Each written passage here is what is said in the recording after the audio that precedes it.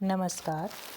मैं डॉक्टर शोभा भाटिया राजकीय महाविद्यालय जमवा रामगढ़ से हिंदी साहित्य प्रथम वर्ष के लिए द्वितीय प्रश्न पत्र की कहानी संग्रह पुस्तक में से आज सबसे पहली कहानी के बारे में चर्चा करूंगी। कहानी, जैसा कि आप जानते हैं कि आज से नहीं बल्कि हम अपने बचपन से ही कहानी से परिचित हो जाते हैं। दादी नानी के मुंह से हम सब ने छोटी छोटी कहानियाँ सुनी हैं। अर्थात हम ये कह सकते हैं कि कहानी का इतिहास उतना ही पुराना है जितना कि मानव सभ्यता, क्योंकि अपनी बात को विश्वसनीय और रसात्मक तरीके से कहने के लिए कहानी एक ऐसा माध्यम है जो आपके हृदय के भावों को बड़ी आसानी से आगे बढ़ाती है। हिंदी साहित्य के इतिहास में कहानीकार के रूप में पहली कहानी उसने कहा था चंद्रधर शर्मा गुलेरी जी के द्वारा लिखी गई है। कहानी पढ़ने से पूर्व हम थोड़ी सी जानकारी लेखक के बारे में भी जान लेते हैं। चंद्रधर शर्मा गुलेरी बहुत कम समय हमारे साथ रहे। कम उम्र में ही उन्होंने संस्कृत में साधिकार भाषण देकर विद्वानों को आश्चर्यचकित कर दिया था और उनकी प्रतिभा से प्रभावित होकर उन्हें मदन मोहन मालवीय जी ने बनारस बुलाकर हिंदी विश्वविद्यालय में प्रोफेसर के पद पर शोभायमान किया।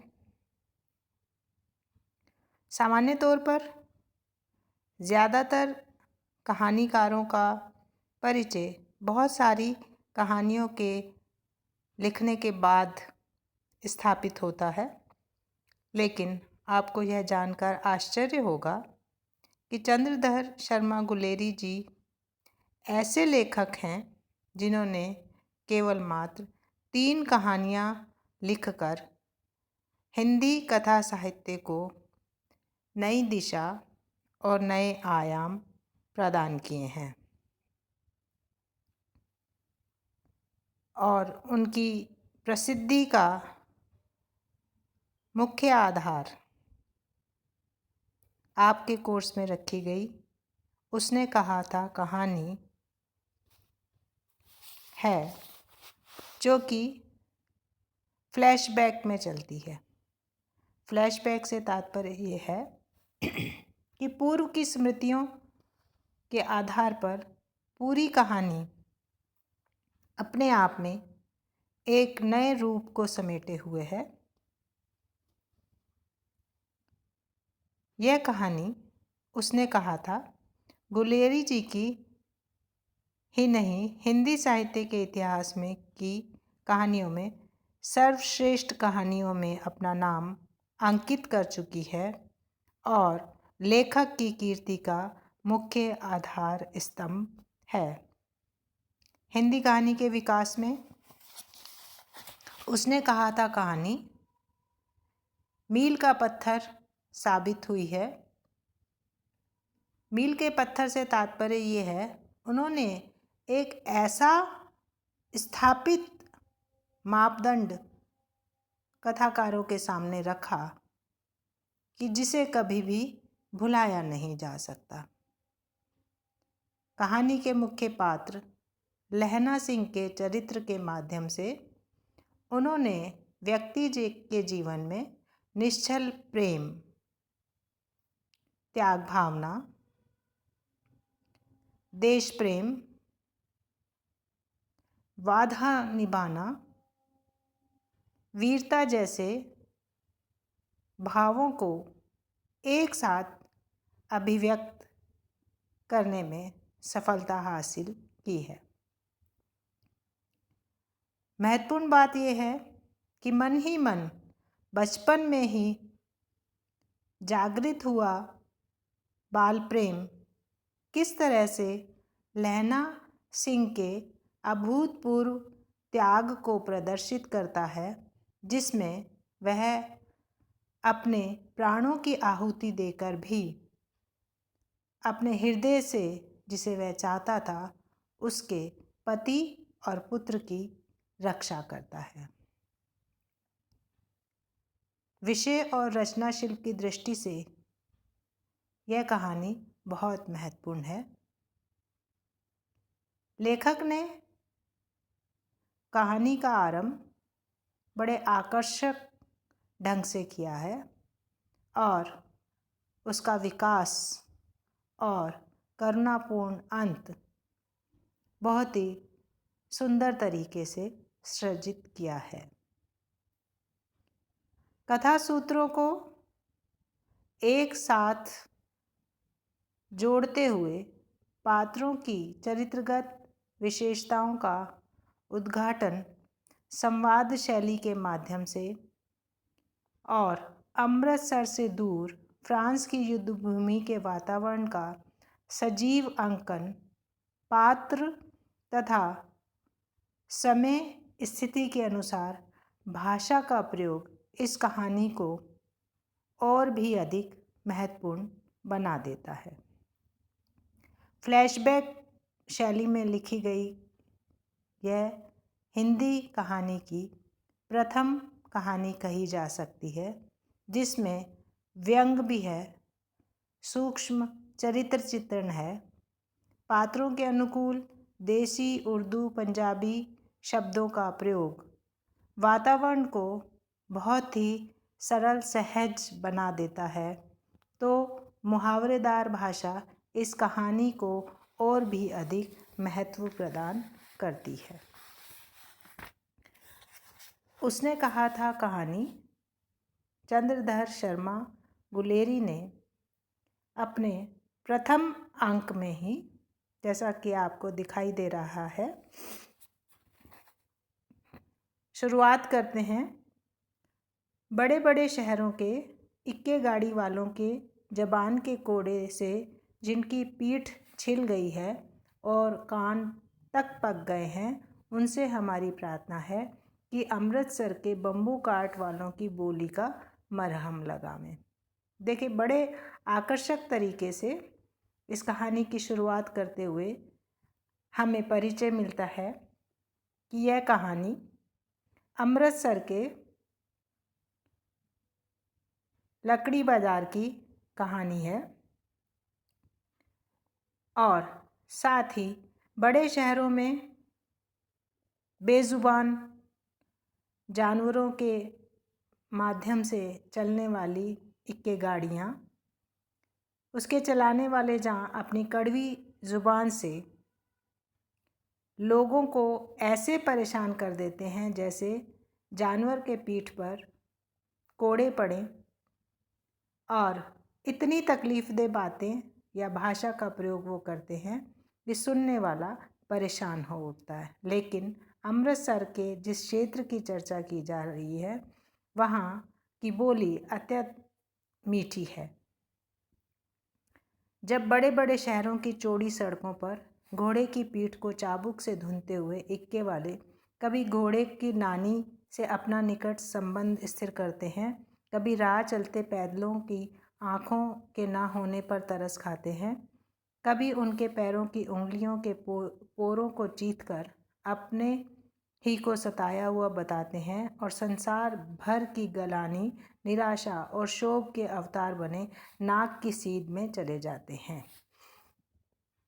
यहाँ लेखक स्पष्ट करना चाहता है कि लगभग सड़क पर चलने वाले सभी व्यक्ति अपने आप को सही और महत्वपूर्ण मानते हैं और टकरा जाने पर, चोट लग जाने पर भी वह दूसरे को ही गलत साबित करते हैं और ऐसा लगता है जैसे मानो सारे संसार की परेशानियां उनके जीवन में हैं और उनका लक्ष्य सिर्फ नाक की सीध में चलना है। आसपास चलने वाले को कितना कष्ट हो रहा है उससे कोई लेना देना नहीं है। शहरी सड़कें जहां सीधी हैं, वहीं अमृतसर की गलियां अत्यंत छोटी और तंग हैं, लेकिन फिर भी वहाँ चलने वाले प्रत्येक इक्के गाड़ी वाले कभी भी अपने जीवन को परेशानियों से घिरा हुआ नहीं मानते और बड़े प्यार से, बड़े संतोष से अपनी बात कहते हुए बिना किसी से टकराए अपनी गाड़ी को ले जाते हैं। सब्र का समुद्र उमड़ाकर बचो खालसा जी, हटो भाई जी, ठहरना भाई जी, आने दो लाला जी, हटो बादशाह कहते हुए सफ़ेद फेटों, खच्चरों और बतकों, गन्ने और खोमचे और भाड़े वालों के बगल से राह खेते हैं मतलब रास्ता पूरा करते हैं। क्या मजाल है कि जी और साहब बिना सुने किसी को हटना पड़े। यह बात नहीं है कि उनकी ज़बान चलती ही नहीं, पर मीठी छुरी की तरह महीन मार करती है। यहाँ लेखक स्पष्ट करना चाहता है कि अमृतसर की तंग गलियों में भी यह लोग अपनी कोमल भाषा के माध्यम से बड़े सहजतापूर्वक उन बाज़ारों में से अपना रास्ता पार करते हैं, जबकि शहरों में बिना गाली गलौज, लड़ाई और परेशानियों के बड़ी चौड़ी सड़कें होने पर भी टकराए बिना लोग निकल नहीं पाते हैं। यहाँ लेखक ने आगे स्पष्ट करने का प्रयास किया है कि ऐसा नहीं है कि यहाँ के लोग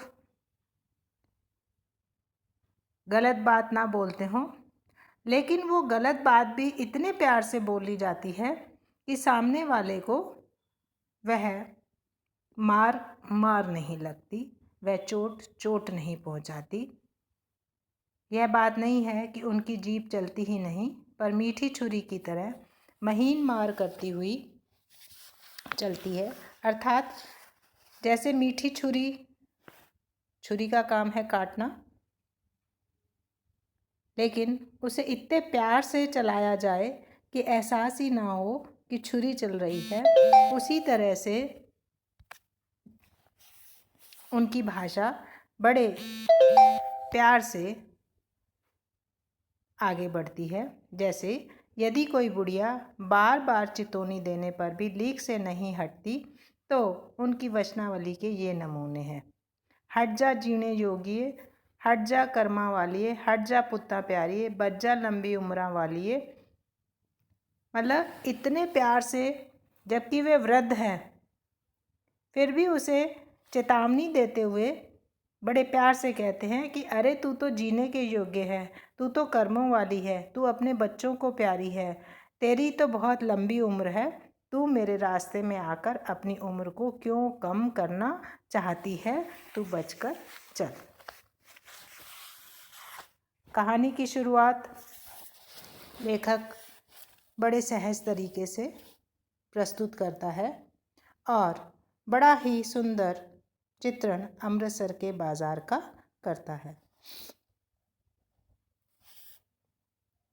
और यह बताने का प्रयास किया गया है जहां अन्य शहरों में लोग बहुत कटु भाषा का प्रयोग करते हैं, वहीं अमृतसर में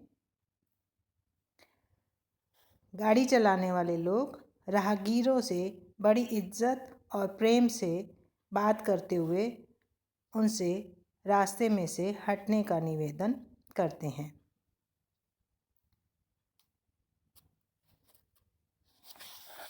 और साथ ही क्योंकि कहानी अमृतसर के बारे में लिखी गई है, तो अमृतसर की पंजाबी भाषा का प्रयोग करते हुए लेखक ने उसे बड़ा सटीक बना दिया है। तांगे वालों की सभ्यता, संस्कृति और मधुर व्यवहार का स्पष्ट प्रभाव हमें दिखाई देता है। इसी के साथ ही इसी क्रम में अमृतसर के बाजार के चित्रण के साथ ही तुरंत ही लेखक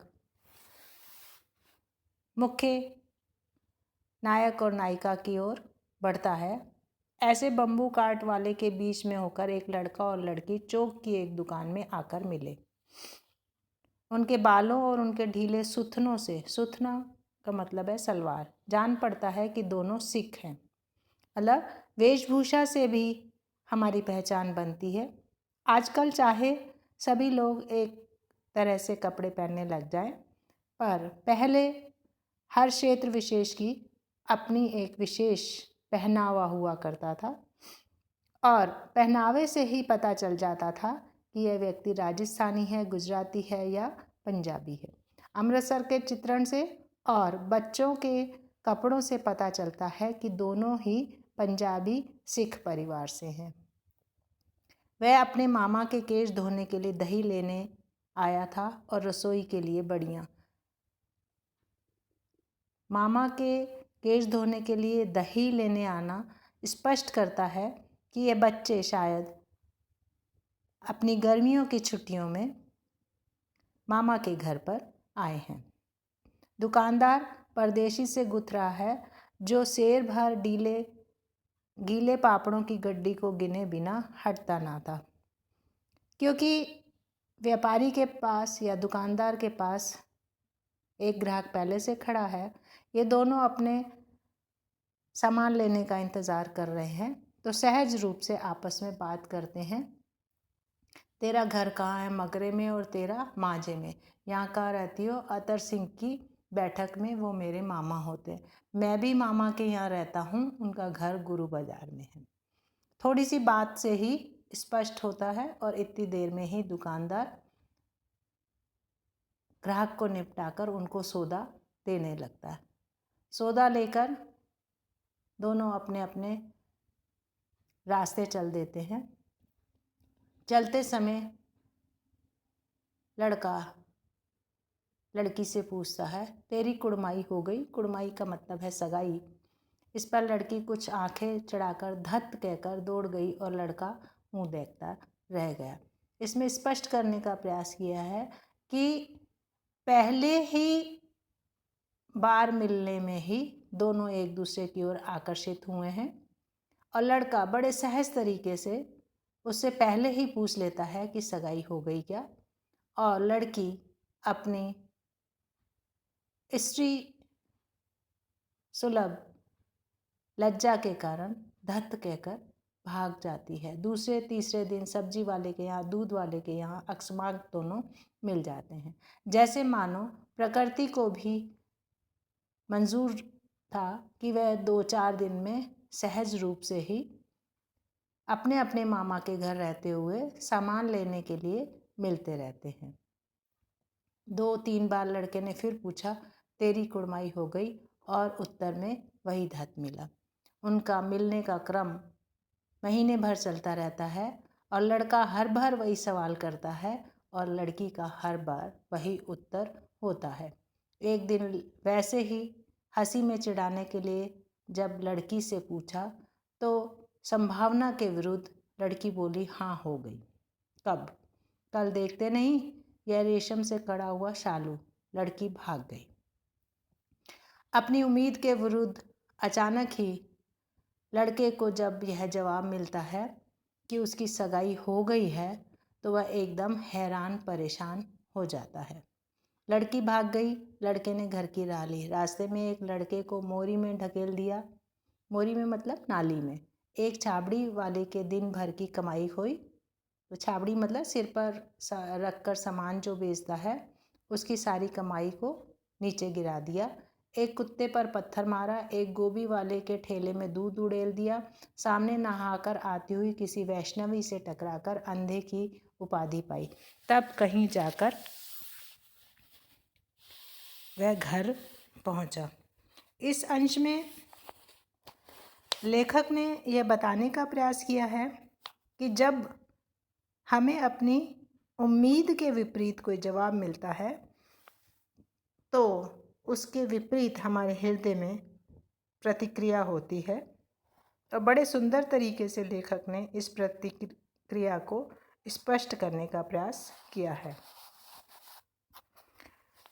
अपनी उम्मीद के विरुद्ध जब हमें जवाब मिलता है तो हमारा मन आक्रोश, गुस्से, क्षोभ और दुख से भर उठता है, और जिसकी वजह से हम उसका विरोध ना कर पाते हुए भी अपने से कमज़ोर व्यक्ति को नुकसान पहुंचाने का प्रयास कर कर अपने गुस्से को ठंडा करना चाहते हैं।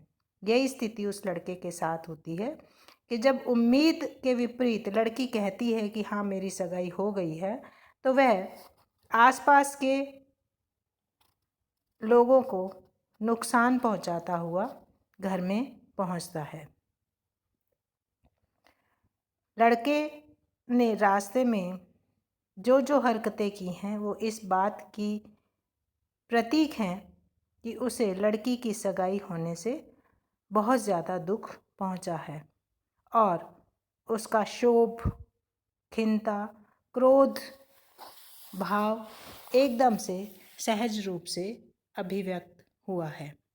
और उसकी सगाई की बात को सुनकर उसका अच्छा ना लगना इस बात का भी प्रतीक है कि वह मन ही मन उस लड़की से प्रेम करने लगा है। गुलेरी जी ने इस कहानी में या इस अंश में हृदय के मनोविज्ञान को बहुत सरल, सहज और प्रभावपूर्ण भाव से प्रस्तुत करने का प्रयास किया है। दूसरा अंश हम आगे के अंकों में देखेंगे।